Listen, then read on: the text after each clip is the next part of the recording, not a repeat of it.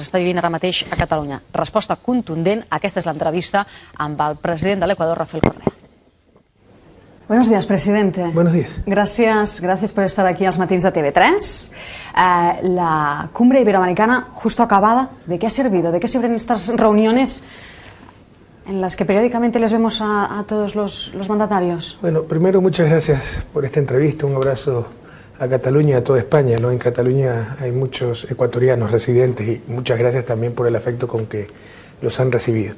Bueno, sirven de poco, no quise ser indelicado. Por ejemplo, esta cumbre de Cádiz fue muy emblemática. En Cádiz, a los 200 años de la Constitución de las Cortes de Cádiz, la PEPA, y más bien sirven como emblema, como símbolo, pero la parte más eficaz son los encuentros bilaterales. Por ejemplo, mi encuentro bilateral con el presidente Mariano Rajoy fue muy productivo, incluso algo tranquilizante, porque usted sabe, pues todos los españoles lo están sintiendo, Cataluña lo siente muy gravemente, la crisis española que está sufriendo el pueblo español, y también son víctimas, y tal vez las principales víctimas, los migrantes. La tasa de paro es más alta, hay desahucios, etc. Entonces, por ejemplo, pues ahí el presidente Rajoy nos comunicó la suspensión por 2 años en ciertos casos de los desahucios. Ya es un paso adelante. En ciertos casos, sí, usted ha hecho muy bien, en ciertos casos, sí. No en todos, a partir de unos ingresos y además con muchas condiciones. Los ecuatorianos están por debajo de esos ingresos. Entonces, eso es la parte ya más pragmática de las cumbres. Ahora, la sociedad, el mundo también necesita emblemas, pero es cierto que hay que hacer una revisión profunda de esta clase de cumbres. Tenemos demasiadas cumbres. Cuando hay una cumbre, como siempre digo, de más de 2, ya pierde eficacia. Y bueno, sería bueno, por ejemplo, espaciar un poco en el tiempo esta clase de cumbres, hacerla no cada año, sino cada 2, 3 años. Presidente, en esta reunión con Rajoy, que usted me dice ha sido satisfactoria en cierto punto, le ha comunicado esta moratoria, este decreto aprobado hace solo unos días, una situación, los desahucios que afectan especialmente a esos 400.000 ecuatorianos que viven en España, 80.000 de los cuales en Cataluña. ¿Realmente cree que es la solución a esos connacionales que están pasándolo mal aquí? Los problemas son más de fondo, eso es muy claro, ¿no? Primero, una crisis sistémica, insistir en desahucios es un absurdo, porque van a acabar en el peor de los mundos. Si son 2 o 3 casos, bueno, para que honre sus deudas, el desahucio, como le llaman aquí, ¿no? Pero si es una crisis sistémica, al final del día, ¿qué es lo que van a lograr? Gente que necesita casas sin casas y bancos que no necesitan casas repletos de casas. Y no habrán avanzado absolutamente nada. Entonces ahí el capital financiero debería ser un poco más flexible, entre comillas. Digo entre comillas, porque en realidad no se trata de flexibilidad o no, se trata que el riesgo recaiga sobre el capital, no sobre los seres humanos, y con esto está cayendo totalmente sobre los seres humanos y se va a llegar al peor de los mundos. Y que es una falta de coordinación, porque economía es ciencia de variables reales. Lo importante es lo que necesita la gente y si hay capacidad para atender esas necesidades. ¿Qué es lo que más necesita una familia? Un techo digno para vivir con seguridad. Hay esos techos, hay esas casas, hay capacidad de la economía española con su talento humano, conocimiento, ciencia y tecnología, infraestructura, para construir casas. Y las familias se van a quedar sin casa y casas vacías. Gente sin casas y casas sin gente. Entonces hay un problema de coordinación muy grave ahí. Primera cosa. Segundo, la forma en que se realizan estos desahucios, con todo respeto a la ley española, me parece un total abuso del capital. Porque cuando había liquidez, por interés de ese mismo capital, hasta buscaban a la gente para darle crédito. Cuando usted hace ese análisis a Rajoy, ¿qué le responde? Valoraban, ya le respondo eso, valoraban la casa en 200.000 euros. Le prestaban hasta más, hasta para los muebles. Sí, lo sé. Viene la crisis, el mismo banco toma la casa, pero ya no vale 200.000 euros, sino 50.000 euros. En el derecho anglosajón, eso extingue la deuda, dación de pago. Acá no, acá te quedaste sin casa y me sigues debiendo 150.000 euros. O sea, la familia es arruinada. Eso no resiste el menor análisis. Eso implica un costo social de la crisis enorme. Eso, con todo respeto, es una barbaridad, que la teníamos en Ecuador. Yo denuncié esto en el mes de marzo, cuando vine a Murcia, a Madrid, y cuando regreso a mi país me enteré que teníamos la misma ley. Ya la hemos cambiado. ¿Y qué han dicho los bancos ecuatorianos? El Banco Pichincha, por ejemplo, el mayor. Que se iba a reducir el crédito hipotecario, lo de siempre, ¿no? Y no pasó absolutamente nada. Esto le he manifestado al presidente Rajoy, pues ha tomado mucha nota, pero obviamente él será el que tenga que tomar la decisión junto a su gobierno. ¿Le ha exigido algo? ¿Yo? ¿Al presidente? Sí. ¿Cómo voy a exigirle algo al presidente Rajoy? ¿No? Antes he estado muy agradecido por estos pasos que se han dado para tratar de paliar en algo el costo de la crisis y también les expresamos nuestro agradecimiento por haber recibido España con tanto cariño a nuestros migrantes. Hay muchos ecuatorianos que viven aquí que se están planteando marchar, pero dicen también y admiten que se irán peor seguramente de cómo vinieron. ¿Ecuador puede absorbir ahora esos miles y miles de migrantes del pasado? O sea, siempre va a ser algo complicado, pero como le digo a nuestros hermanos residiendo en España y en todas partes del mundo, no hemos podido resolver todos los problemas.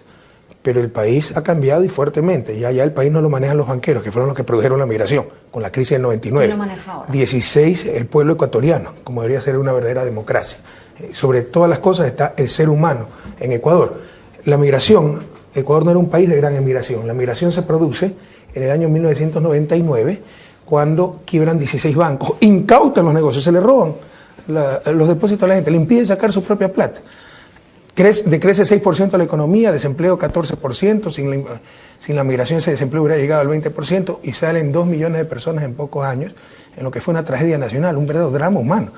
Apareció el suicidio infantil que antes no teníamos, en algunos pueblos 60% de los niños se crían sin sus padres, gente que 10, 12 años no ha visto a sus hijos, o sea, arruinaron la vida de centenas de miles de ciudadanos. Entonces, pero no hemos podido resolver todos los problemas, pero aunque sea el país está avanzando, ya no lo dirigen los banqueros, el capital financiero, el capital en general, y juntos, eso es lo que les digo, que nos roben todo menos la esperanza, juntos podremos enfrentar cualquier problema. ¿Qué les ofrece ahora a esos emigrantes Ecuador? Bueno, ¿Tiene trabajo para todos? No, o sea, eso sería una audacia. Aunque decir, su tasa de desempleo es muy baja, un 4,1. 4,6 probablemente. 4,6, vale, la cifra que tenía era 4,1, 4,6. Probablemente, ¿no? ¿Cómo? Tal vez usted tenga razón y yo no. No, bueno, es la información que tengo de Ecuador. Explíqueme esa tasa, porque 4,6, eso es más bajo que en Estados Unidos. ¿Cómo sale? Estados Unidos también tiene problemas de desempleo, porque el año pasado crecimos alrededor del 8%, y si no fuera por la economía petrolera, que siempre crece un poco menos, la economía no petrolera, la que responde a las políticas económicas, creció más del 8%. Entonces hay mucho dinamismo económico, mucha creación de empleo, con reducción de pobreza, con reducción de desigualdad, con aumento de salarios reales, con mejoras reales, porque usted puede tener un crecimiento artificial, toda la plata se va afuera. Ahí el crecimiento refleja mejoras reales en la calidad de vida. Pero sería una audacia decir que si nos regresan los 400.000, 600.000 ecuatorianos que están en España, pues todos van a encontrar empleo. Sería una irresponsabilidad decir que el Estado le va a resolver la vida a cada uno. No es ni deber del Estado, ni es posible hacerlo. Pero oportunidades hay, y lo que les digo, si no nos roban hasta la fe en nosotros mismos, juntos podremos enfrentar cualquier problema, podremos superar cualquier problema. Rajoy también pedía ayer en esta cumbre que los países latinoamericanos inviertan en Europa, inviertan en España. ¿Ecuador está en disposición de invertir capitales en España? Cuidado, se sobredimensiona el buen momento que vive Latinoamérica. Llevamos 2 o 3 años creciendo, por supuesto. Mire, en el 2009 tuvimos crisis, en el 2009 Latinoamérica decreció 2%. Ecuador creció, poco, pero creció. Pero en promedio Latinoamérica decreció 2%. No hemos recuperado de esa crisis. Llevamos 2 o 3 años de crecimiento, pero no es que Latinoamérica ya es parte del mundo desarrollado. Todavía tenemos gravísimos problemas estructurales. Además, otra cosa, crecimiento mide flujo, el flujo de producción.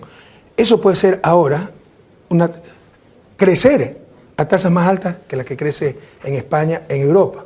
Pero ese flujo todavía es sumamente bajo con respecto al flujo per cápita de los países desarrollados. O sea, que a Rajoy le tiene que decir que no habrá inversiones ecuatorianas en España. Una cosa es flujo, otra cosa es riqueza. Es como echar agua en un balde, ¿verdad? En un recipiente. Cae el agua, el flujo es cuánto cae por minuto, pero supónganse que tenga un huequito. Esas son las necesidades del consumo. Si el flujo ha sido muy grande, lo que sale por el huequito es muy pequeño, usted ha acumulado durante muchos años, esa es la riqueza, ¿ya? El flujo durante muchos años en Latinoamérica ha sido pequeñito, el hueco muy grande, tengo muy poco acumulado. O sea, puede ser que se esté cerrando la brecha de ingreso, y todavía falta mucho para que se cierre, pero la brecha en cuanto a riqueza todavía es enorme.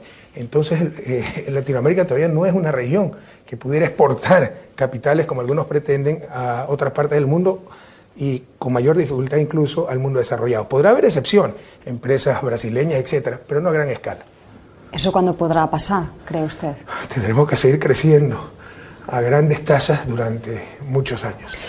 Si hablamos de inversiones a la inversa, justamente de lo que Europa invierte allí, Repsol acaba de decir hace solo unas horas que quieren, en este caso en Ecuador concretamente, extender su actividad más allá del 2018, que es cuando está previsto que terminen sus concesiones, en este caso en el bloque 16 y el campo de Tibacuno.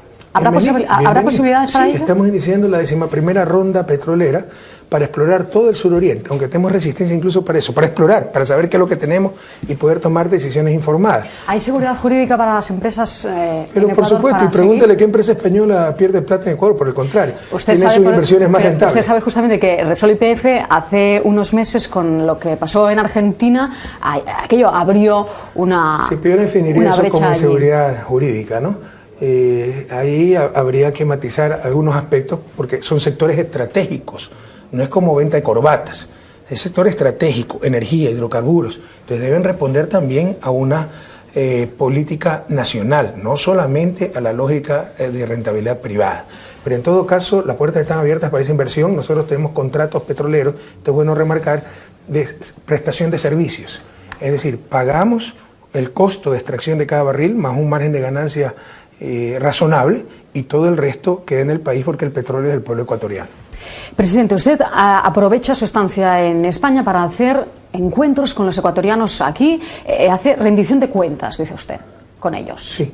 Eso a las puertas de unas elecciones en febrero, a las cuales se vuelve a presentar, su última vez dice que se presenta. De acuerdo a la Constitución no podría presentarme de nuevo y tampoco tengo muchas ganas de presentarme de nuevo. ¿No tiene muchas ganas? No. Estoy muy cansado. ¿Está muy cansado? Algunas veces uno está extenuado, ¿no? Y depende... ¿Qué es lo que más le cansa?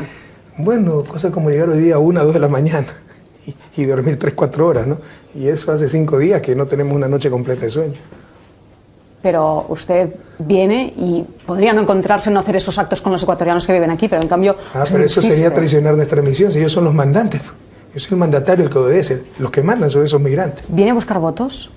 Bueno, si ese fuera el caso, yo asumí en enero del 2007 y desde ese momento estoy buscando votos, porque cada vez que vengo a Europa nos reunimos con nuestros migrantes, en Estados Unidos lo mismo, es una práctica profundamente democrática, poniendo las cosas en orden, que ya el que manda en Ecuador no son los banqueros, o los que mandan no son los banqueros, no es el Fondo Monetario, no son países extranjeros, no es el poder mediático, es el pueblo ecuatoriano. Ellos son una parte importantísima para nosotros, porque el país tiene una gran deuda con los migrantes. Usted sabe que después de la migración enviaban remesas y eso fue lo que sostuvo a la economía ecuatoriana y lo que la ayudó sustancialmente a superar la crisis. Eso está en un momento crítico es una ahora. parte fundamental, y es una parte fundamental de nuestros mandantes, del pueblo ecuatoriano. Eso está en un momento crítico, ese flujo de remesas. Ha disminuido grandemente por la crisis. Felizmente la economía la hemos fortalecido. Eso fue una de las prioridades. No podíamos depender de remesas, que son transferencias, regalos. No era fruto de la capacidad de producción dentro del país. Entonces, en todos estos años hemos fortalecido esa capacidad de producción. Hay otras fuentes de riqueza, hay otras fuentes de ingresos fiscales muy sólidas, recaudación de impuestos, etcétera. Y en consecuencia, la caída drástica de las remesas, fruto de la crisis europea, no ha afectado a la economía. Me hablaba del poder mediático. Le quería preguntar, en una democracia, según usted, ¿cuál es el rol de la prensa? Informar, comunicar. Podríamos discutir si el rol incluye meterse en política. Lo que no puede ser es mentir, pues manipular, difamar. Eso es atentado a la libertad de expresión, no es libertad de expresión. ¿Y criticar? Pero por supuesto, pero nuestros periodistas creen que cuestionar es mentir. No, una cosa es criticar, una cosa que puedan decir en editoriales, no como noticias, Correa es buen o mal presidente. Otra cosa es que digan Correa es un criminal de lesa humanidad, pues. Eso no es libertad de expresión, eso no es informar, eso no es opinar, eso es difamar. ¿Por qué indultó justamente a esa persona que escribió eso y perdonó al Universo, el medio donde se publicó? No, todos se los perdonó. Nadie pagó 20 centavos, porque tal vez lo que no se publicó... ¿Por qué lo hizo? Tal vez porque lo que no se publicó en España, porque una manipulación mediática terrible de esto, es que siempre se dijo al primer momento, corrijan esa mentira y todo se acaba. Incluso antes de poner el juicio, corrijan y se acaba. Eso es mandato constitucional, que cualquier desinformación, cualquier error tiene que ser corregido en forma inmediata, gratuita y en el mismo espacio. Nunca lo quisieron hacer de soberbia. Le gané a la primera instancia, por favor corrijan, todo se acaba. La prepotencia, para, de acuerdo a ellos, demostrar quién manda, porque eran los que mandaban en el país. Antes los gobiernos agachaban la cabeza ante el poder mediático. Le gané la segunda instancia, por favor corrijan, tampoco lo hicieron. Hasta que la gané de las 3 instancias, que incluye casación, y ahí sí, una vez demostrado cómo habían mentido, no me interesaba 20 centavos, no me interesaba meter preso a nadie, solo me interesaba demostrar que habían mentido, y aquello se logró. Caso Julian Assange, Wikileaks, fundador de Wikileaks. Usted dijo que estaría en la embajada Assange, en la embajada ecuatoriana en Londres, por un tiempo indefinido. ¿Hasta cuándo? Porque la situación de Assange es crítica. Baltasar Garzón también lo acaba de apuntar. Esa es la definición de indefinido, no sabemos cuándo va a acabar. Ya, pero el caso puede dar una vuelta. En las últimas informaciones dicen que Assange no puede estar ahí con una situación como la que está. Definición de indefinido, puede ser mañana o después de 2 años. No me verá ficha usted. Las cosas se pueden solucionar mañana. Bueno, a nivel diplomático tenemos un permanente contacto con el Reino Unido, insistimos en que se otorgue el salvoconducto, pero no ha habido avances en tal sentido. Pero si mañana el Reino Unido, hoy día, entrega el salvoconducto, hoy día se acaba todo el problema del señor Assange en la Embajada del Ecuador en Londres. También una solución puede venir si Suecia, en vez de pedir que vaya a ese país para investigarlo, nadie busca obstaculizar la investigación de la justicia sueca, va un fiscal a la embajada del Ecuador en Londres, lo cual es perfectamente factible, se ha hecho en otros casos. Incluso la ley sueca permite que lo interroguen vía Skype, vía internet. ¿Por qué no se hace aquello? Y por último también están las acciones que está tomando el juez, doctor Baltasar Garzón, el juez de Julian Assange, ante las cortes europeas. Por ahí también podría venir una solución.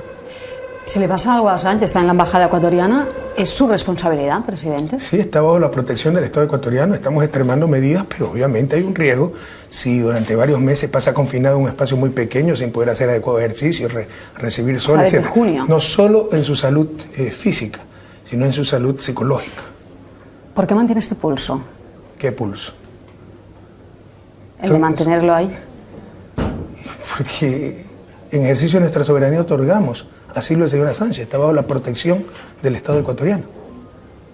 O no es un ciudadano el señor Assange, no es un ser humano. Cierto. Entonces hay que defender sus derechos fundamentales, hay que defender el debido proceso, etc. Y habían claros riesgos de que se lo pudiera extraditar a un tercer país donde se lo quería acusar incluso de terrorista, lo cual implica pena de muerte, y donde no había garantías de que se respetara el debido proceso. Si no fuera Estados Unidos, ¿usted habría actuado igual? Pero por supuesto, porque además es una tradición no solo de nuestro gobierno, es una tradición del Estado ecuatoriano, esa vocación humanista.